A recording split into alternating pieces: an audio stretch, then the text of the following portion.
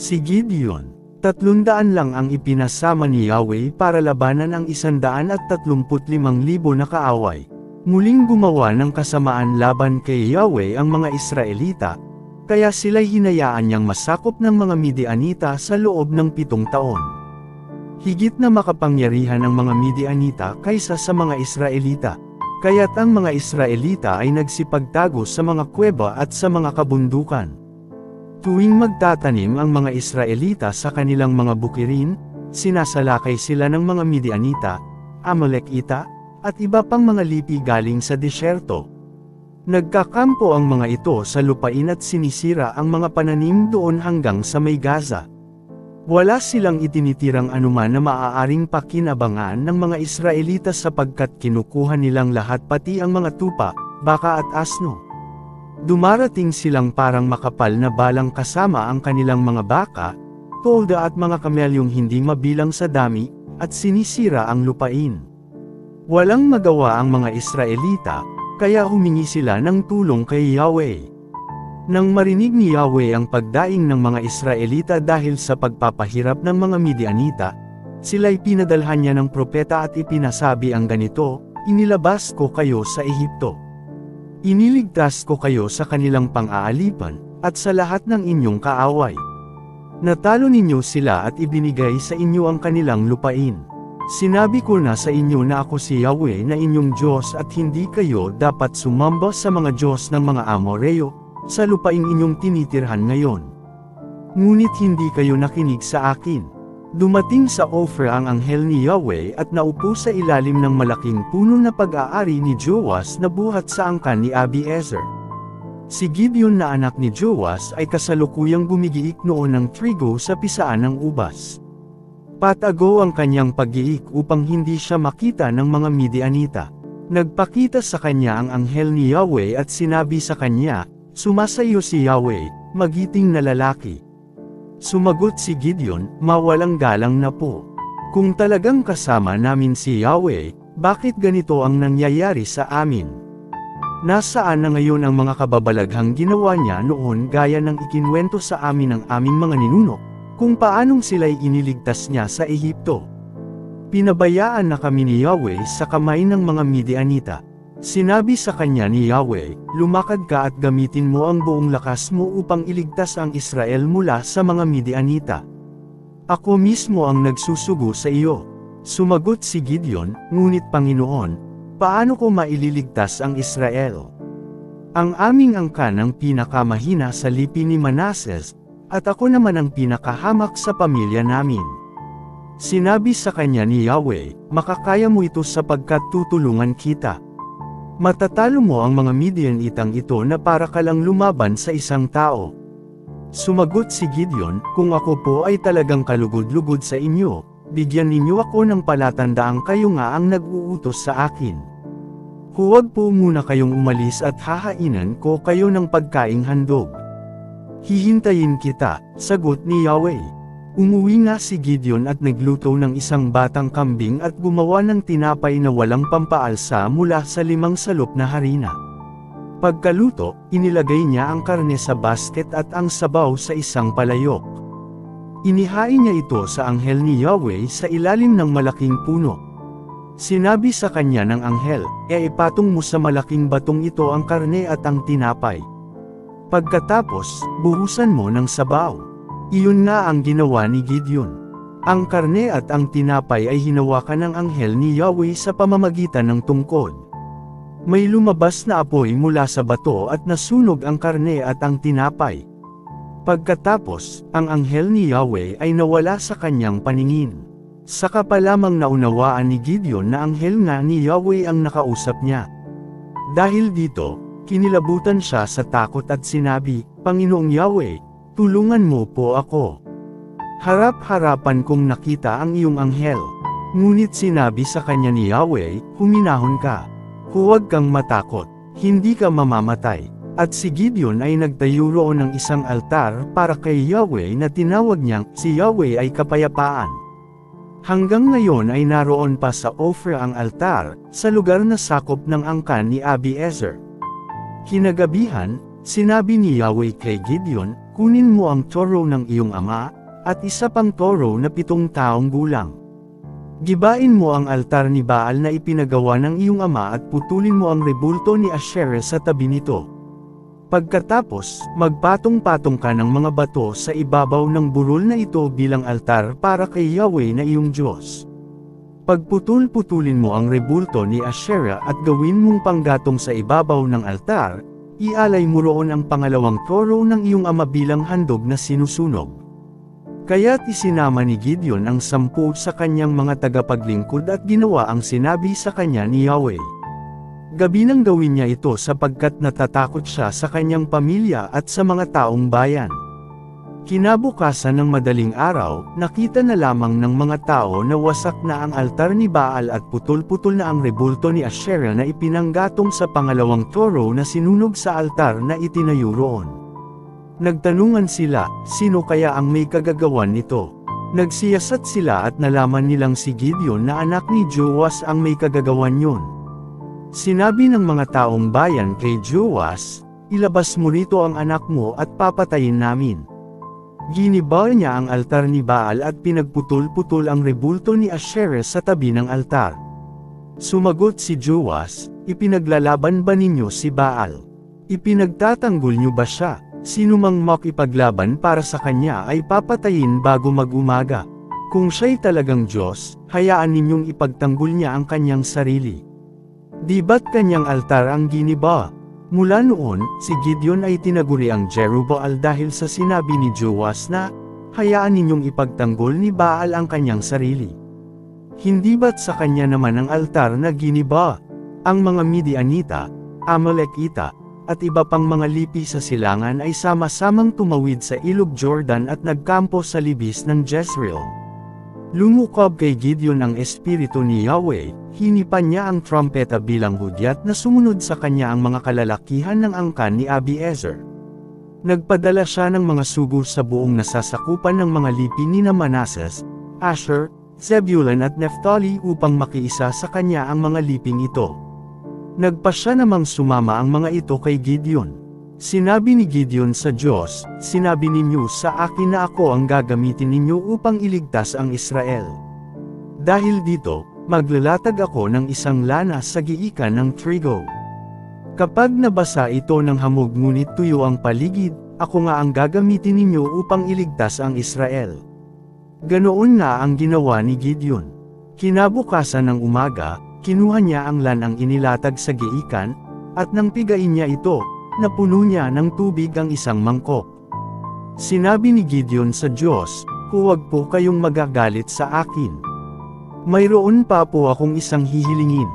Nais ko pong matuyo naman itong lana at mabasa ng hamog ang lupa sa paligid. Kinagabihan, ginawa nga iyon ng Diyos. Tuyo ang lana ngunit basa ng hamog ang lupa sa paligid nito. Si Gideon ay tinatawag ding Jerubbaal. Isang araw, maagang bumangon si Gideon at ang kanyang mga tauhan at nagkampo sila sa may bukal ng Harod. Samantala, ang mga Midianita ay nagkampo sa hilagang kapatagan, sa may burol ng More. Sinabi ni Yahweh kay Gideon, sobrang dami ng mga tauhan mo para pagtagumpayin ko kayo laban sa mga Midianita. Baka akalain nilang sarili nila ang nakatalo sa mga Midianita at hindi dahil sa tulong ko. Kaya, sabihin mo sa taong bayan na ang lahat ng natatakot ay maaari nang umuwi. Nang sabihin ito ni Gideon, umuwi ang 22,000 ngunit 10,000 pa ang naiwan. Sinabi muli ni Yahweh kay Gideon, napakarami pa ring natira. Isama mo sila sa tabi ng batis at bibigyan ko sila roon ng pagsubok. Doon ko sasabihin kung sino ang dapat mong isama at kung sino ang hindi. Ganoon nga ang ginawa ni Gideon. Pagdating nila sa batis, sinabi ni Yahweh, ibukod mo ang lahat ng umiinom na parang aso. Ibukod mo rin ang mga nakaluhod habang umiinom. Ang sumalok ng tubig sa pamamagitan ng kamay upang uminom ay 300 at ang iba'y lumuhod upang uminom. Sinabi ni Yahweh kay Gideon, ang 300 sumalok sa pag-inom ang isasama mo upang pagtagumpayin ko kayo at gapiin ang mga Midianita. Ang iba na may pauwiin mo na. Kaya't pinauwi na ni Gideon ang lahat ng mga Israelita maliban sa 300. Iniwan sa mga ito ang lahat ng banga at ang mga trompeta. Ang kampo ng mga Midianita ay nasa libis sa gawing ibaba nila. Kinagabihan, sinabi ni Yahweh kay Gideon, "Lusubin na ninyo ang kampo ng mga Midianita sapagkat ibinigay ko na sila sa inyong kamay. Kung nag-aalinlangan ka pa hanggang ngayon, pumunta ka sa kampo kasama ang tagapaglingkod mong si Pura. Tiyak na lalakas ang loob mo kapag narinig mo ang kanilang usapan." Kaya't si Gideon at si Pura ay palihim na nagpunta sa may kampo ng mga Midianita. Ang mga Midianita, pati ang mga Amalekita at mga tribo sa paligid ay naglapana sa kapatagan na parang mga balang sa dami. Ang kanilang mga kamelyo naman ay sindami ng buhangin sa dagat. Nang malapit na sina Gideon, may narinig silang nag-uusap. Ang sabi ng isa, "Napanaginipan kong may isang tinapay na sibadanggam ulong sa ating kampo. Nagulungan daw ang tulda at ito'y bumagsak." Sagot naman ng isa, "Iyon ay walang iba kundi ang tabak ng Israelitang si Gideon na anak ni Joas. Ang Midian at ang buong hukbo ay ibinigay na ng Diyos sa kanyang kamay." Nang marinig ni Gideon ang panaginip at ang kahulugan nito, lumuhad siya at nagpuri sa Diyos. Pagkatapos, nagbalik siya sa kampo ng mga Israelita at sinabi sa kanila, "Bumangon na kayo.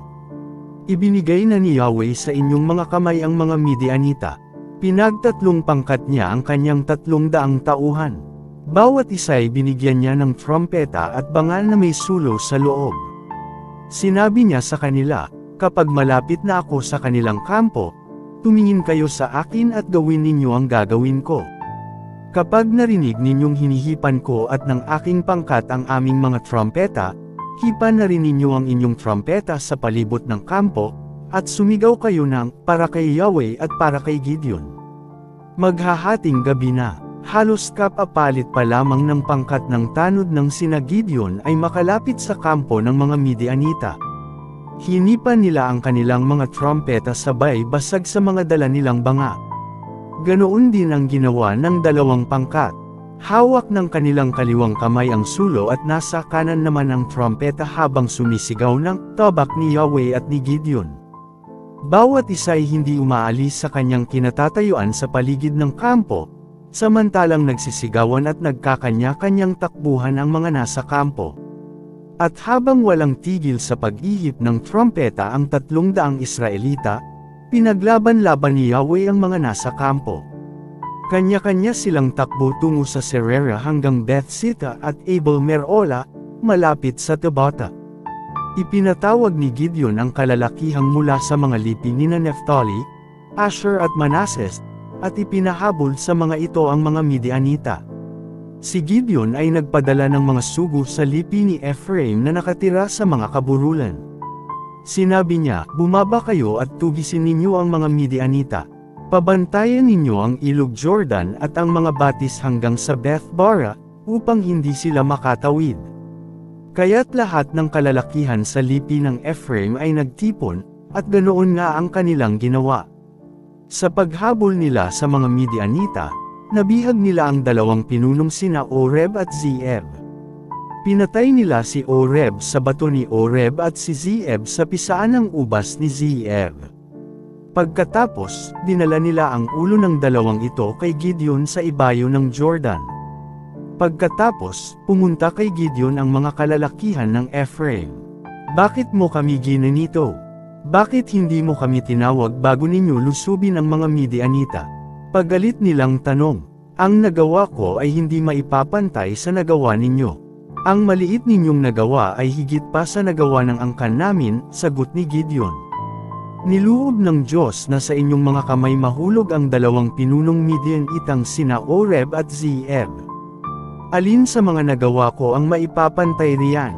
Nang marinig nila ito, napawi ang kanilang galit. Si Gideon at ang 300 niyang tauhan ay nakatawid na ng ilog Jordan.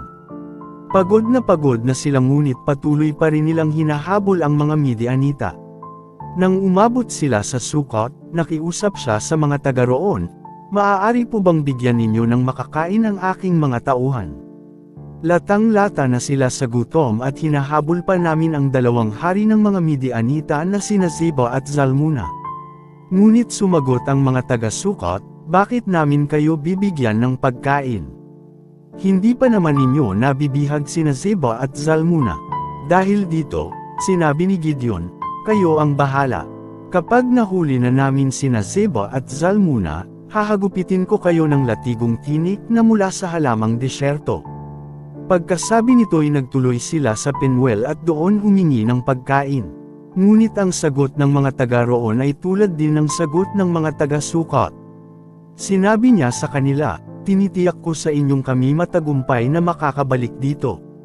Pagbalik namin, gigibain ko ang tore ninyo. Sina Zeba at Zalmuna ay nasa Karkor noon, kasama ang nalalabi nilang kawal na 15,000 sapagkat 120,000 na ang napapatay sa kanila. Dumaan sina Gideon sa gilid ng ilang, sa silangan ng Noba at Jogbiha, saka biglang sumalakay. Tatakas sana sina Zeba at Zalmuna, ngunit nahuli sila ni Gideon. Dahil dito, nataranta ang mga kawal ng dalawang haring Midianita. Nang magbalik sina Gideon mula sa labanan, sa Pasonghires sila nagdaan. Nakahuli sila ng isang binatang taga-Sukot. Itinanong niya rito kung sino-sino ang mga opisyal at pinuno ng Sukot, at isa-isa namang isinulat nito. Umabot ng 77 ang kanyang naisulat. Pagkatapos, pinuntahan ni Gideon ang mga ito at tinanong, natatandaan ba ninyo nang ako'y humingi sa inyo ng pagkain? Sinabi ninyo sa akin na hindi ninyo kami bibigyan ng pagkain hanggang hindi namin nahuhuli sina Zeba at Zalmuna, kahit na nooy lupaypay na kami sa gutom. Bihag na namin sila ngayon. At nagpakuha siya ng mga tinikang sanga ng kahoy at sa pamamagitan nito'y pinarusahan ang mga pinuno ng Sukot. Pagkatapos, giniban niya ang tore sa Penuel at pinatay ang mga kalalakihan roon. Pagkaraan, tinanong niya sina Zeba at Zalmuna, anong itsura ng mga lalaking pinatay ninyo sa Tabor? Kamukha mo silang lahat, parang mga anak ng hari, sagot nila. Sinabi ni Gideon, sila'y mga kapatid ko at mga anak ng aking ina. Saksi si Yahweh, ang Diyos na buhay, kung hindi ninyo sila pinatay ay hindi ko rin sana kayo papatayin. At sinabi niya sa pinakamatanda niyang anak na si Jeter, patayin mo sila. Palibhas ay bata, natakot itong bumunot ng tabak at pumatay ng tao. Dahil dito, sinabi ni Zeba at Zalmuna kay Gideon, bakit hindi ikaw ang pumatay sa amin? Mga tunay na lalaki lamang ang maaaring pumatay ng tao. Kaya sila'y pinatay ni Gideon at kinuha ang mga palamuti sa leeg ng kanilang mga kamelyo. Pagkatapos, nagtipon-tipon ang mga Israelita at sinabi nila kay Gideon, ikaw rin lamang ang nagligtas sa amin sa mga Midianita, ikaw na at ang iyong angkan ang maghari sa amin.